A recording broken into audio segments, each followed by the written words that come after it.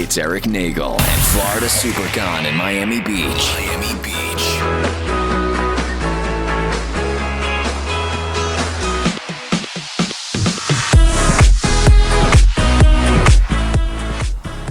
Welcome back to the program. My name is Erik Nagel, and Giddles is here joining me, filling in for Matt OG as we are live in Miami Beach, South Beach, Florida. Yeah, it's for really Florida nice Supercon.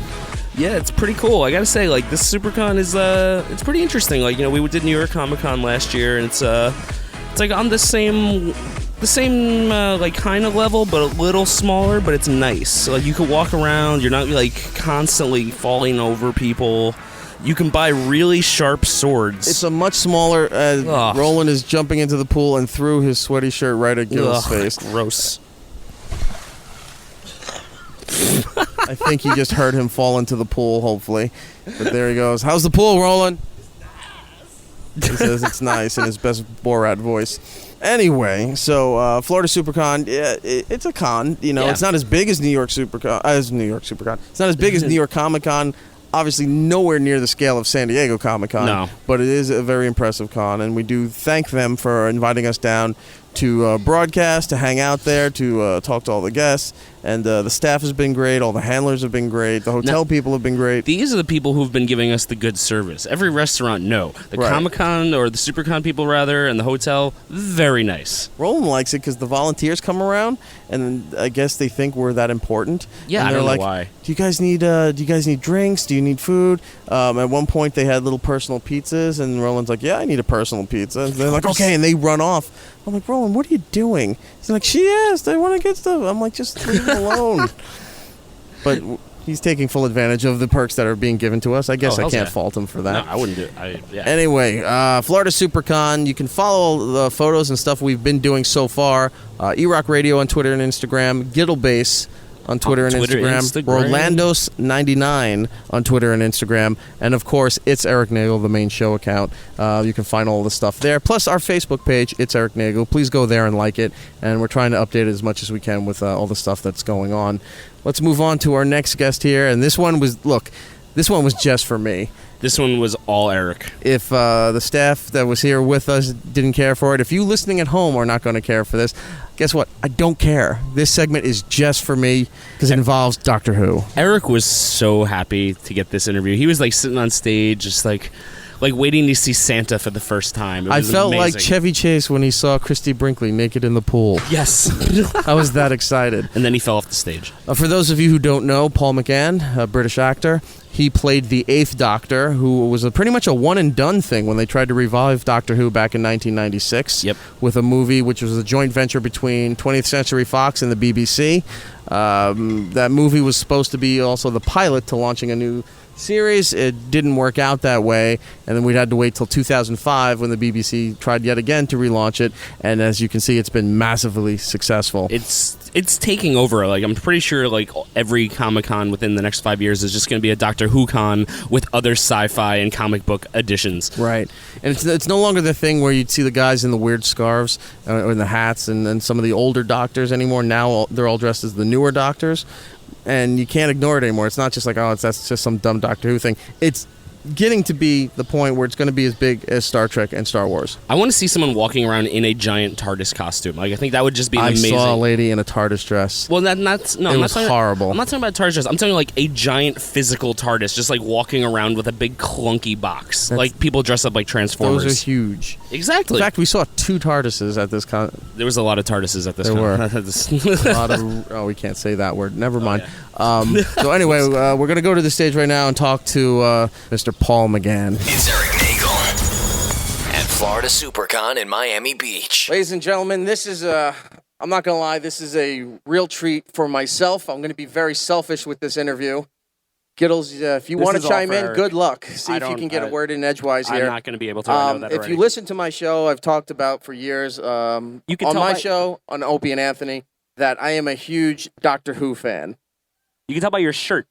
Yes, this is a custom-made mashup of the 8th Doctor. That is who we are going to speak to right now. If you're a Doctor Who fan, this is going to be an incredible moment. Please welcome Mr. Paul McGann. Hello, sir. How are you? Happy. Don't lie.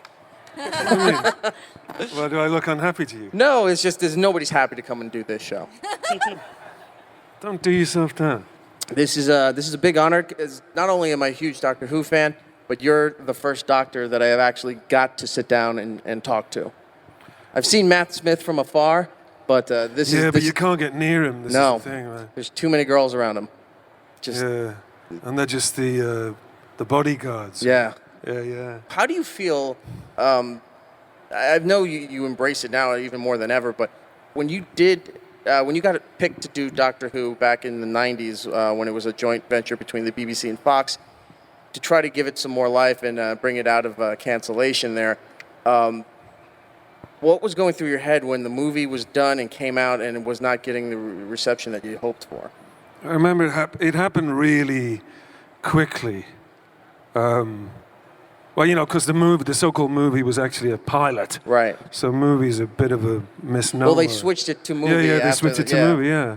But it was a pilot, and it was a pilot that simply failed in its function. It never went to series. So it's kind of brutal, of course, and it happened quickly, and it didn't get the ratings, and it never happened. So it was disappointing.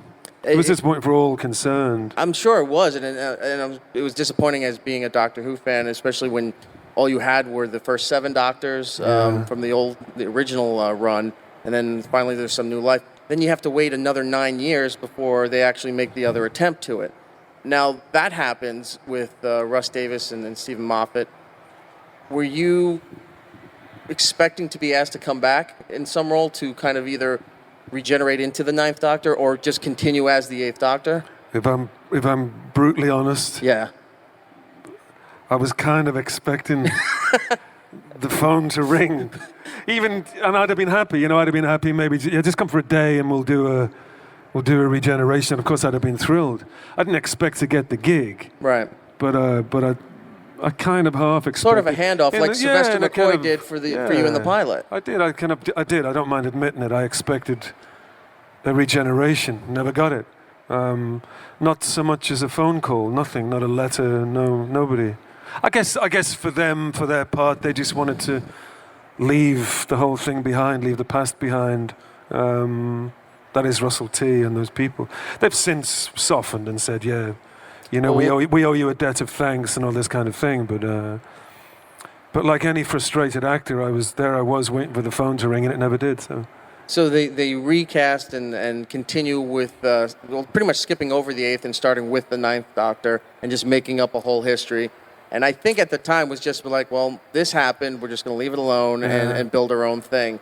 But then 2012, 2013 comes around, and they start shooting and writing and everything for the Day of the Doctor, for the 50th anniversary. And as they're leading up to it, they're starting to put little vignettes up online and to keep the fans interested and pay back. And there's this one called The Night of the Doctor. And you're watching a spaceship crash, and then the TARDIS comes in, and then she's like, I need a doctor, and you walk through. And I remember watching it at work, and not really the place to say this, but I screamed, holy shit, as I grabbed the desk. And then there you all walking through, and then it goes into the whole sequence. So what time of day was it here in the States when it went out? Was it evening? When was it? No, it was morning. Morning time. It was morning time. That's right, because it was lunchtime in England. So that's right, yeah. Yeah. So early morning. Yeah, so it was morning time, and I'm at work. I was doing a morning show, and then after the show, I saw the thing, and I watched it. So it's about 11 o'clock in the morning, and you just hear me scream down a corporate office, holy shit, and there's the 8th Doctor. So this comes out, and now they show sort of your transformation into the War Doctor. And it wasn't like everyone's like, okay, great, he's finally getting his due to regenerate into the night. Threw a whole nother monkey wrench into the thing, doesn't answer anything, and then you got to wait for the movie. It throws up more questions than it answers, right? So when they're doing all of this, and they contact you, and they say, look, we have an idea, would you want to be a part of this? Or is this more like, we're sorry we didn't use you for other stuff, and we want to bring you into the fold for the 50th anniversary? Well, when you say they, of course... Stephen Moffat, who's running the show at the time. It's Stephen Moffat, not Russell T. Well, quickly I'll describe how Moffat approached me, and he simply called me. We were in Australia. I say we. I was on tour with the old boy band, McCoy and Colin Baker, Peter Davis and the four-doctor thing. But of course, Moffat said, he called me and he said, do you want to do this thing? And he said, I can't even tell you really what it is because I haven't written it yet. I said, well, okay, well, so I'm sight unseen. I'm meant to agree. He said, more or less. He said, if you want to do it, I'll write it. I said, when do you want to do it? He said, 2 weeks' time. And that's how quick it was. So did you have to cancel your plans while you were down in Australia to come running back to England no, to shoot it? it worked out fine. We were down in Australia for maybe 10 days. It was fine. But the worst thing was I couldn't tell the others. He said, you got to keep this stum. You got to keep it secret. I remember reading once the movie was coming out that Colin Baker had a big problem that he wasn't invited to be back in there, but they invited Tom Baker at the end. They get bitter. Yeah. So you get the call, you come back, you shoot this thing. At the end, it's no spoiler to anybody. You drink this elixir to change you, to make you regenerate into something that you want this time, not something unpredicted. Did they tell you that it was becoming the War Doctor, or did they just say you're going to regenerate and leave it at that and keep it a surprise from you? To be perfectly honest, the details of it, such as they were described to me, kind of went over my head a little bit. Because I wasn't that up to speed on the War Doctor thing anyway. There's so much mythology. The way we shot that thing in a day, maybe a day and a half. It was quick. And even while we were doing it, even while we were shooting, Stephen would be handing me things to say. Bits of script. So they were writing on the fly, too? On the fly. Here, say the names of the Big Finish companions, that kind of thing. I have to say, it really wasn't until I got home again, a couple of days later, that it dawned on me. Any implications that it might have for the history of it, the story of it. But while we were shooting it, no, it was just relentless, and it kind of went over my head. So you get to the ending part, and they go, okay, great. Except I got a regeneration, Right. Yeah, you're like, long great, overdue. thanks. And then you have to wait and see till it actually comes out to see what exactly they did. It wasn't that long. Yeah. It was just 5-6 weeks. And don't forget as well that it went out, on November 14th, I remember, because it was my birthday. It should have gone out on the 22nd, 23rd with everything else. It was part of that package. The reason that it went out 7-10 days early is because there was a threatened leak of it. Yes, that's exactly why it went out early in the morning. So Stephen sent me a message. He said, look, I've got to put it out now because if I don't put it out, somebody else will. And it ruins the surprise. Which in a way was propitious because it kind of had a little run of its own. It had a week clear. Before the movie. Getting all these YouTube hits, so it got a lot of attention. I mean, it would have got attention anyway, but it did well, Did it surprise you as far as when they designed the Eighth Doctor for that particular segment that you weren't the lavish, posh guy that you were when we last saw you with the pilot? I liked it. I liked the design of it. You didn't have the long flowing hair. No. I think it was important that, plus I was 20 years older, but more importantly, I think that he looked like he'd been in the wars, literally been in the wars. He looked like he'd been beaten around a bit. Yeah. Looked a little tired. Tired, weathered, short hair. Yeah, exactly. Yeah. It was better, I thought. Didn't look like you changed your outfit in 40 years. Kind of thing, exactly. So this happens, the movie comes out, and now there's a huge resurgence again, not that there wasn't for Doctor Who, but now it's including you as far as the toy line with the sonic screwdrivers. Titan Vinyl now has different variations of the younger and older ones of you in there. Things with removable heads, that kind of stuff. Right. Which everyone has to approve. They send you these things, yes or no, and you go, yeah. Do you get a cut of that? Because they use your likeness? Everybody does. That's the deal. You'd be surprised. Sometimes we've talked to people where they said, no, we signed off, and they put the toy out, and we don't get anything. I'm here to tell you. Might be tiny, but it's a cut. Why not? Why not? Besides Doctor Who, I mean, you've done various other projects, too. I know I recently saw you in Luther, and you did Withnail and I. Yeah. And what are you working on right now? Why do you have to ask me that? Because I can't tell you. I can't tell you them things. It's all confidential. They make you sign pieces of paper these days. Who makes you sign? TV, film companies. They just get paranoid. This is the season, of course, back in England. These months between sort of April and October. This is the high season. So it's happening quickly. They say, okay, look, we're going to do this. We're going to shoot in July, but you can't speak about it. Right. So you're going to have to wait and see what it is.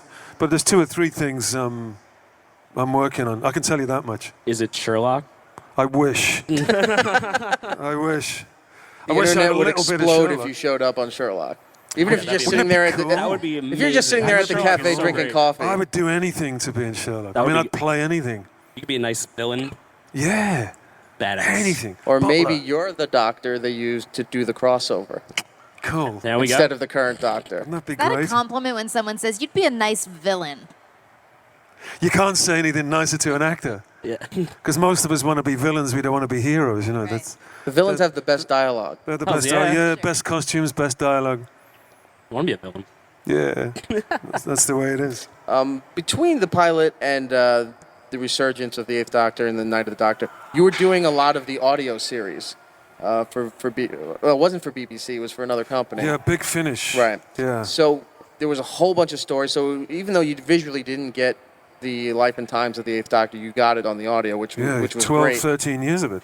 When they did Night of the Doctor, were you like, oh, this kills off the Eighth Doctor storyline?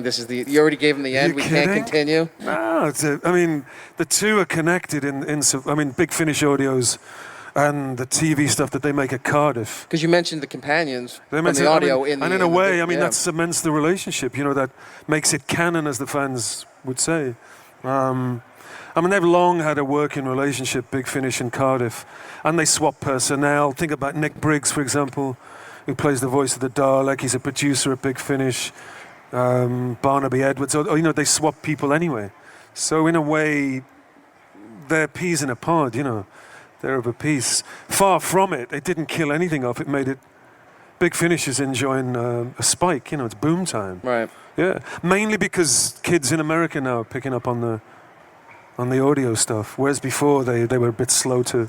Yeah, it took pick me it a up while on It took me a while to find it. It was probably right the year leading up to the 50th anniversary that it started becoming more and more. Well, curiously, I available. mean, you know, in the States, you have, or used to have anyway, a great tradition of radio drama. It started here. You know, think back to the 40s, 50s, and 60s. You know, there was lots of stuff on the radio. It doesn't happen so much these days. Whereas in England, you can still have a career totally on the radio as an actor. You know, we still do radio dramas all the time.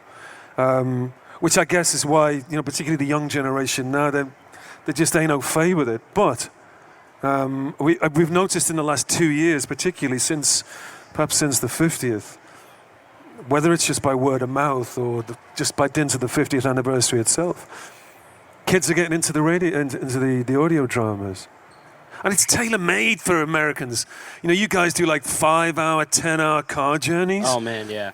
You know, so you could put a couple of audio adventures on in with those the car surge of journeys. podcasting too, and Yeah. Audible, you know, for books like that. And it's good for us because, you know, the more you buy, the more we make.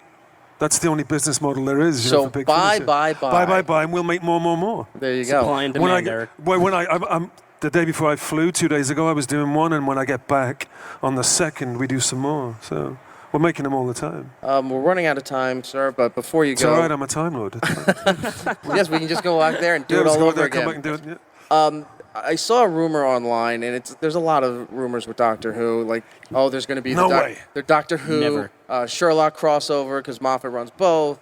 But one of the things I read was that at some point they were considering another spin-off of Doctor Who because they had Torchwood. They wanted to do the Eighth Doctor stories. See, I knew this was bullshit. That's why I was asking you if you heard about this. It may or may not be. Listen, I hear rumors at the speed perhaps that you hear rumors. And 99.9% of them, they never come to anything. Right. Occasionally one does, you know, in a 1,000. But if for example, the story I was telling you before about Moffat giving me a call and saying, "Do you want to do this thing?" When? Next week. That's how they work. So if you hear a rumor, for example, saying, "You know, I heard that in a few months' time," it's never true. That's not how they work. They're always working on the fly. They're working, you know, they never know what they're going to do even 6 weeks ahead. Right. That's just how Moffat is.